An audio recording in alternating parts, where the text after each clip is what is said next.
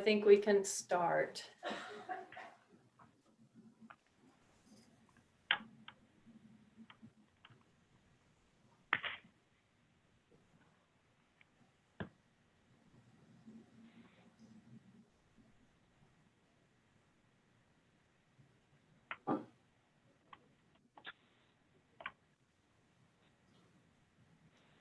Hello. Welcome and thank you for joining us for this C2C Chamber to Community Workshop. This is our Back to Business NWA series. And for those of you joining us for the first time, I'm Karen Wagaman, Vice President of Downtown Development for the Rogers-Lowell Area Chamber of Commerce. This virtual series was created in response to the coronavirus pandemic and in a response to help small businesses adapt and progress during this difficult time. We want to let you know that this session is being recorded. We will have this available on our YouTube channel should you want to watch it again or share it with friends. And now I'd like to thank our community business builder sponsors. They include Cox Communications, Black Hills Energy, and of course our host, Business Builder Leadership Coaching. Now you may see an absence on our screen. Tim Snell is with us. He is joining us by phone because his internet service decided to go down about 20 minutes before this session started. So all things COVID 2020, what else would we expect? But we do thank Tim for providing this series. This is the third of 3, and he's done a super great job providing tips and tricks. We want to thank him today for this session, and my notes are on my other screen. So Tim is a certified small business coach and an entrepreneur at heart. He has started 4 organizations, including 2 businesses, a nonprofit, and a non-denominational church, which is why he's such a great speaker. With more than 30 years of executive leadership experience in both the business and nonprofit sectors, Tim has worked with hundreds of leaders, teams, and individuals from every walk of life. Today, Tim is helping us understand how to find ways to position your business for growth, both now and during the challenges of the pandemic, and also into the future. And you are welcome to write comments in the comment box, or we can open this up at the end of the discussion for any questions or comments you might have.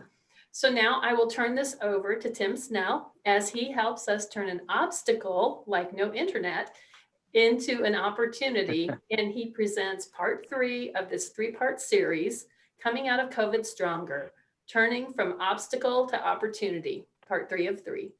Tim, it's all yours. Well, thank you, Karen. And thank you, everyone, for being with us, whether you're watching this live or whether you watch it later in a on-demand replay. But I hope you get benefit from it. And I think that today, actually, what we're going to be talking about is really our business operations and our business systems. And the fact that we're able to do this is a testimony to the systems that the Chamber has in place that allow them to pull this thing off even when we run into glitches. And obviously, that's something that happens in business. So, Karen, thank you for the kind introduction. And with that, we'll start on the next slide here. So the underlying theme for all the challenges of COVID that we faced, we have a choice of seeing this season as an opportunity or an obstacle. And I really think we do have the opportunity to see it in that positive light, but that requires a mindset shift for us. The opportunity in COVID is that we have the opportunity to reset some things in our business that we may not take the time to do otherwise. And in doing that, that can actually make us more profitable in the long term. And one of those things that we can reset are our business operations. As we begin today, I want to introduce you to a gentleman named Nick. Nick is a kind of composite I've created of several business people I've encountered, but for our purposes today, Nick we'll say he's a software genius, and he makes a decent living doing creating software. He loves programming. He's been doing it since high school, and it's served him really well. For the last several years, he's worked as a software developer in a very successful software company based out of Boston. And in most areas of his life, Nick is pretty happy. But something is bothering Nick. He doesn't like the fact that his vacations depend on his boss, and his schedule depends on his boss, and his pay depends on his boss. And for all he likes about his job, he feels a little hemmed in, and he would like it to be different. And so Nick has this brilliant idea. He'll start his own software company and make custom software solutions for small businesses. And that way he can make his own way. He can take vacations when he wants to. He can make a whole lot more money instead of letting his current company just profit off of his skills. And if you're an entrepreneur or if you purchase a business, I think you can relate to Nick a little bit. So Nick forms his business, and we'll call it BizSoft Custom Solutions. And it's not long until he has a number of clients. Nick's doing what he loves. He's writing powerful programs that his customers love. And Nick is really kind of enjoying life. He's at that stage of being a solopreneur.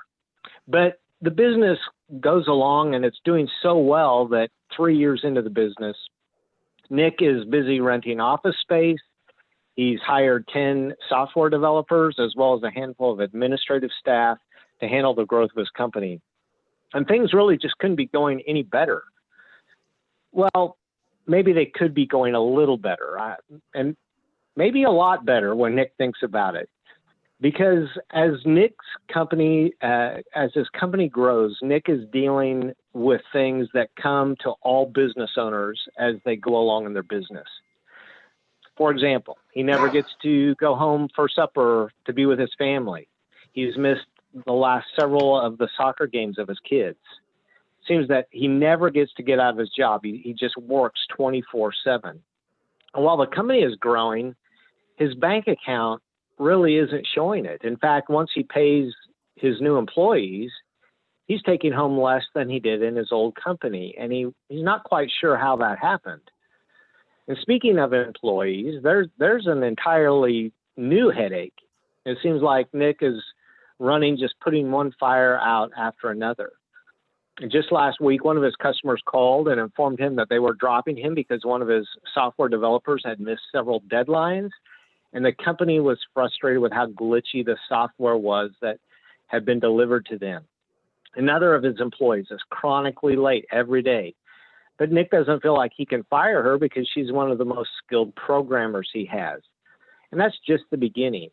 Really, every day, Nick wakes up and he feels like he's just playing whack-a-mole with all the new problems that arise one after the other in his business. And that thing that he used to love to do, programming, he doesn't really get to do that anymore because he's just trying to keep his head above water just running the company.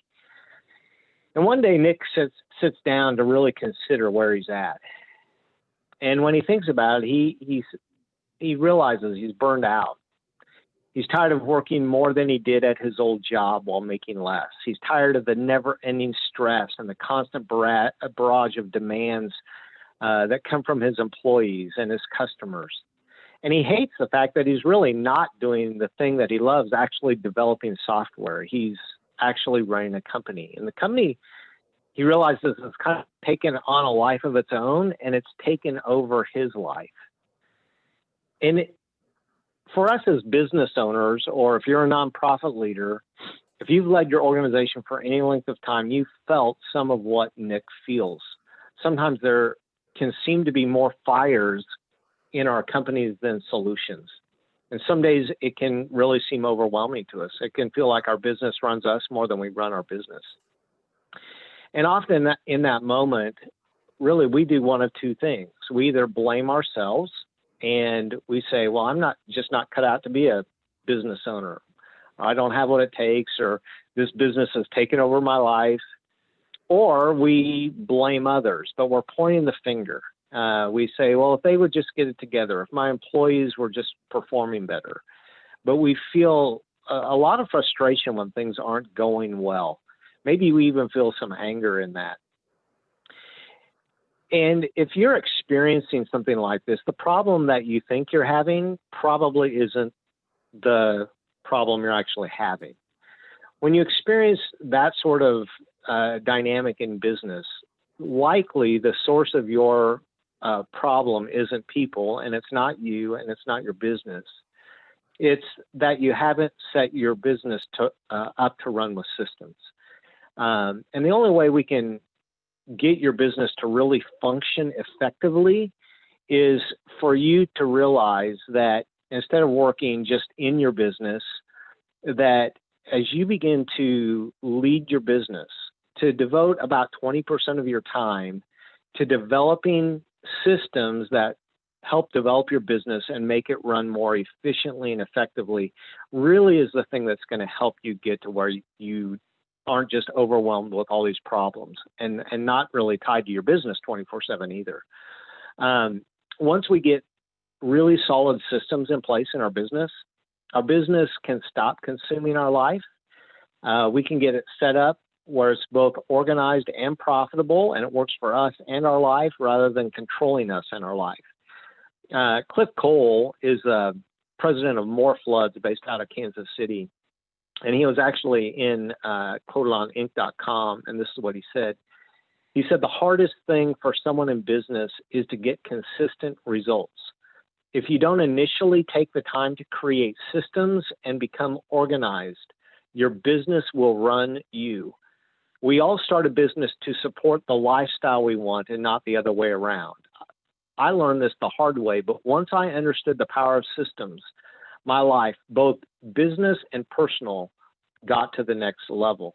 And that's, I think, where we all want to get. And so today, I want to share with you just 3 simple things that I think will help us as small business owners begin to develop those systems that will help our business run more effectively and also free up our life. First, we want to define what systems are. So what are we talking about when we talk about business systems? I'll share with you some common systems that I think most small businesses need, or many small businesses need. And then I'll show you 5 steps to implementing good business systems. So what are business systems? Business systems are the processes we develop to define and automate everyday tasks needed to run our company the way that we want to have it run. So for example, let's say that you had a restaurant and that's your business.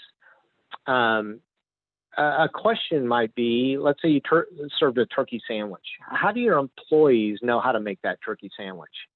And I want to encourage you to think about that illustration for just a moment. How do you give that customer, when they walk in, the same consistent, delicious turkey sandwich every time that they order, so it's not different one time from another? And you do that by developing a system. You have to have, the same bread. You have to know how much turkey to put on and what condiments to put on and how much of the condiments. Are there sanitation procedures that are required for handling the food that you want your employees to use? That's a system. And when you develop that kind of a system in your business, things turn from inconsistent to very consistent. Lee Colin, the founder of the L Group, he kind of defined a business operating system this way. He said a business operating system is your company's unique way your company's unique way of doing things, how it operates, how it goes to market, how it produces and deals with its customers. An effective business operating system transcends the people who are doing and managing the work. In other words, a good business system will work the same if I do it as the owner or if another employee does it. And I want to share just kind of a personal story I've had with this. Several years back, I was asked to come into an organization that was in crisis mode. They weren't sure it was going to make it. And it was a nonprofit. And it didn't take me long to find out why they were in crisis. They had almost no systems in place. They had built the nonprofit kind of on the personality of the founder, and they had no systems for anything. For example, their donation system. The only way you could donate to this nonprofit was with either hard cash or sending in a physical check. Well, in today's culture, that's just not going to cut it in terms of that nonprofit. So they didn't have a system, a good system, a healthy system in place for enabling people to give easily. They also didn't have a system to follow up with donors or potential prospects. They had, their database was years out of date. They hadn't used it. So they had no system for that. They actually didn't even have a system for paying the bills. This is how crazy it got. There were people who were no longer associated with a nonprofit who had just put different things that the nonprofit did on their personal credit cards. And they had set up accounts and they had set up passwords, and I had none of that information. And so it was really easy to see why this organization was falling apart. Now, the quick story on that is it took some time, but within about a year, we were able to get all of those basic systems put in place. And that organization began to turn the corner for the first time in about 7 years. But that illustrates the importance of systems. You simply can't run a business or a nonprofit effectively if you don't have systems. Now, systems are important for 4 different reasons. First, they let us automate important tasks so that they're done the same way every time. And that just it simplifies a lot of things in our business. In turn, that allows us to deliver good customer results. They consistently get the same thing from us. And customers like that. They like that consistency. Third thing it does is it makes the operations internally inside of our company run smoothly as well. And so if you're the owner, the advantage of that is you're not always putting out fires that come up because you haven't kind of pre-thought through how you want things done. And so now having systems, you're not just playing that whack-a-mole game trying to solve all the problems because you've minimized your problems. And then the fourth thing it does, it lets us as owners replace ourselves so that we're not constantly tied to our business 24/7. And so that as we get employees, or if you're a nonprofit working with volunteers, once you have a system in place, they can do it just as well as you can do it. And so now what you're able to do is you're able to lead your organization. And if you think back to the turkey sandwich illustration, you can see how when a system is in place, we begin to automate things and deliver consistent results for that end customer. And one of the things I want to mention here, and we'll touch on it again a little bit here later, is that your system should be documented either in hard copy or in software that you use within your company. That's really the only way that systems are going to be implemented effectively in your company. So there's a lot of things maybe we can't do during COVID, but if you use this time to begin to put in place systems in your business that will grow your company, it's going to set your business up for a lot of success later that you may have never experienced before. So in that way, this really is an opportunity to improve some things for your business. So what are some systems that you might want to consider? Well, I'm going to share just 12, I think, that are common systems here. One would be a good customer relation management system, CRM. And you need a CRM that your company will use to track customers and follow up on customers.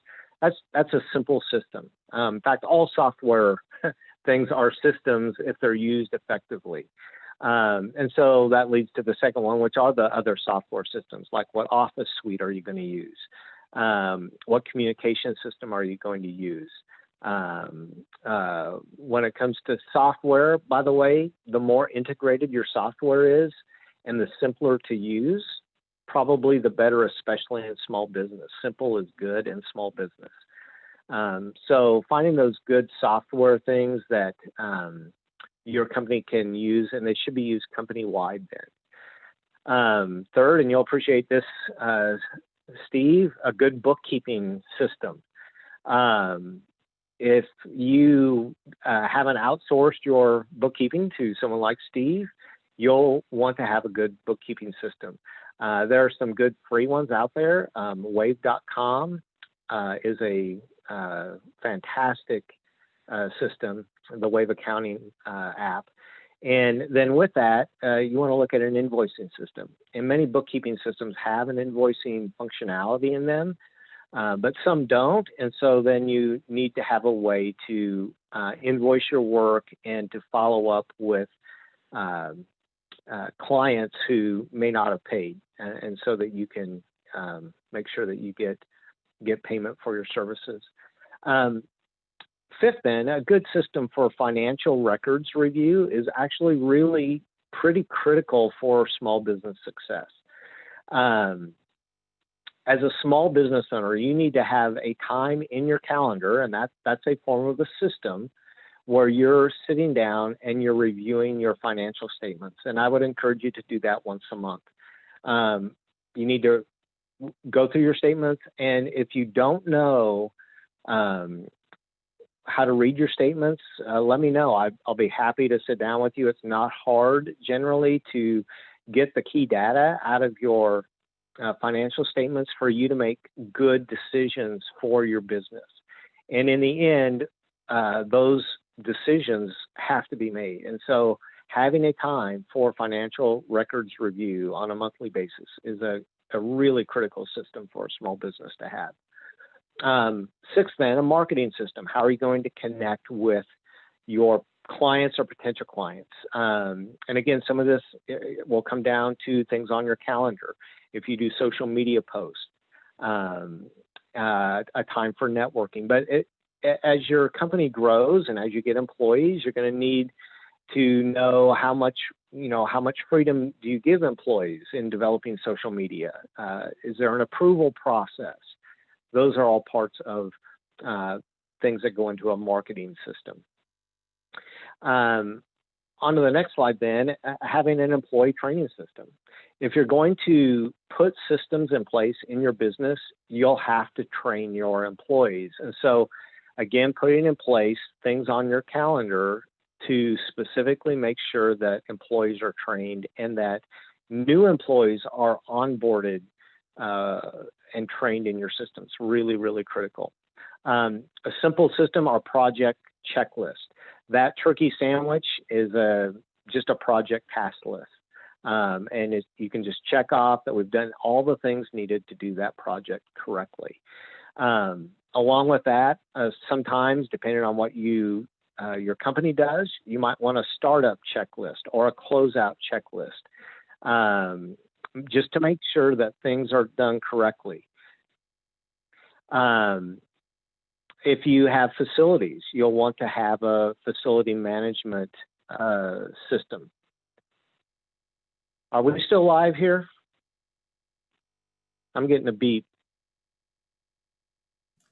We are still live. Hello? Yeah, we're here. We're here. All right. I was getting a beep in my ear. So if you have facilities, how are you going to clean those facilities? That's the system. And knowing how you're going to just take care and maintain the facilities will be important. Inventory tracking, that's a system. And then communication systems. What process do you use to communicate consistently internally with your team, but also externally with your customers?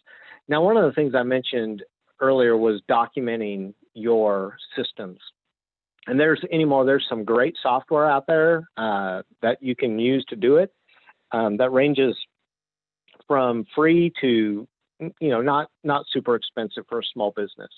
And just kind of off the top of my head here, Process Street is a great documentation system. Trello, you can actually do it in Trello, and you can do that for free. Kissflow is another one, Kissflow. And then Slack would be another one. So I'd encourage you to maybe check out those things, and you can just begin to document your systems that way. All right, so lastly then, how do we implement business systems, there's really 5 key steps that we can take. First, identify any systems that you currently have that you may not have documented. But nonetheless, you have a system in place, even if it looks like chaos. So identify your current systems and then consider what future systems that you might need. That would be the first step. And then really kind of prioritize what systems you need to document and get in place first. And the simple way to do that is simply to ask the question, what system is going to make the biggest difference? It might be the biggest difference for your company. It might be the biggest difference for your life, but what's going to solve your biggest pain point initially? And work on that system first. Third, then you'll want to document your systems. And again, I recommend you do that probably with some of that software and get your employees used to using that software. But when you document things, you're not, as a small business owner, just going to be able to go in and like document 50 systems right away. So I would encourage you just to kind of set a pace for your business of maybe documenting 2 systems a week. And what that will do is that will allow you to get your business organized kind of one step at a time, but it will also get you in the habit of constantly systematizing your business. And that will be important. If you have employees in your business, have them document what they're doing. That's going to take work off your plate. And then you can ask them, how might we improve what we're doing here? So you can help them create buy-in into this process, which is going to be important to have them. Maybe they were used to doing it their own way, and now we're going to be a little more structured. And so having them document that will help that buy-in. Fourth, then you'll want to train your people. Again, if you have employees that are helping write the systems, have them help with the training. That will really accentuate that buy-in. But a lot of this stuff, it can be delegated. But even if you don't have employees, beginning to put those systems in place and document them will set you up just for your business to run very smoothly and really allow it to grow going forward. All really you'll have to do as a business owner, if you have employees documenting these things, is just kind of review the systems to make sure that they meet your standards. And then you can go forward with that. Then the fifth thing is you'll want a process of reviewing your systems and improving your systems. And probably about once a year, you or someone on your team will want to review your systems because systems are rarely static. They change and evolve with your company. So, for example, software is constantly changing. So you're not going to be using the software you're using today probably is not the software you're going to be using in 10 years. So things are going to change and you're going to need to adjust with that because the goal in systems is healthy, functional business systems that facilitate and help grow your company. When you let your systems get out of date, that's what is known as bureaucratic red tape, and it actually is a terrible, terrible thing in your business. And so having that fifth step in there where you're reviewing and improving and constantly letting your systems evolve with your company really, really is critical.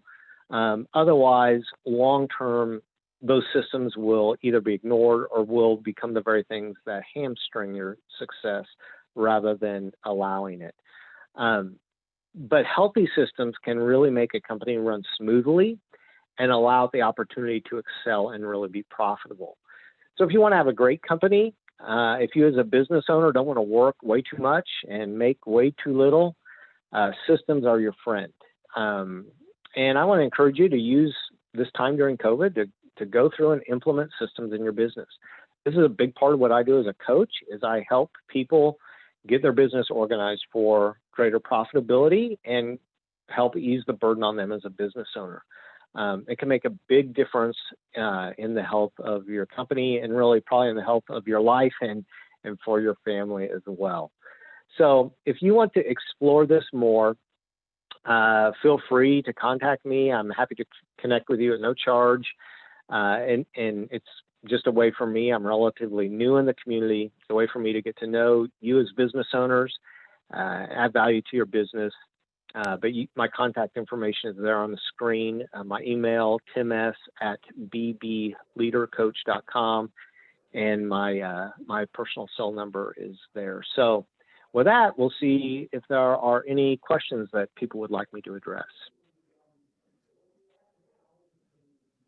Do we have any comments or questions? Any feedback? I know some of you have sat through several of these, so we appreciate your participation. And Tim, we certainly appreciate your diligence in providing us with all three sessions of this series. Yeah, you're welcome. I have enjoyed doing it. Thank you. And Karen, maybe I missed it. Have the slides been posted? Tim, can we share these? We will be able to share them. I've still got to get you the last two decks, but I will get those to you. Okay. We'll put all three of them in a Dropbox. Tim's going to provide that for us, and I will send them out along with the links for the YouTube, so you can watch all three of them again. I don't think there's a way to put the slides on our YouTube channel, but I can email them out. Just really appreciate it, Tim. A lot of great information, a lot to absorb in a short amount of time. So I want to be able to review and listen more. Yeah. Thank you. I appreciate that.